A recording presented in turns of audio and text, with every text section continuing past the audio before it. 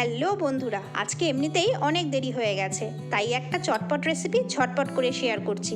চিকেনের দোকান এখনও খোলা আছে।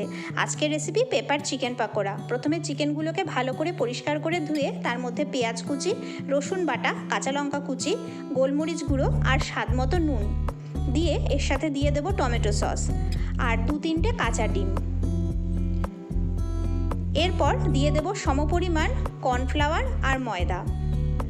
ইনগ্রিডিয়েন্টস যত বেশি হবে তত চিকেন ফ্রাইয়ের স্বাদও ভালো হবে। এবার বেশ 1 ঘন্টার মতো আমি এভাবে স্টে করিয়েছি এটাকে। এবার কড়াইতে সাদা তেল দিয়েছি, তোমরা যে যেটা রিফাইন অয়েল খাও। এবার ডিপ ফ্রাই করে নিয়েছি চিকেনগুলোকে, সাদা তেলের মধ্যে ডিপ ফ্রাই করে নিয়েছি।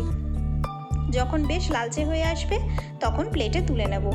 এটা তো স্ন্যাক্স হিসাবে আমাদের প্রত্যেকেরই পছন্দ, বাচ্চারাও খুব খুশি হবে।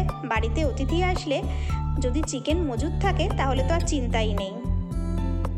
দেখো, এইভাবে যখন বেশ লালচে হয়ে আসছে তখন আমি সার্ভিং বলে নামিয়ে নেব। একদম ডিপ ফ্রাই করছি যাতে কাঁচা না থাকে।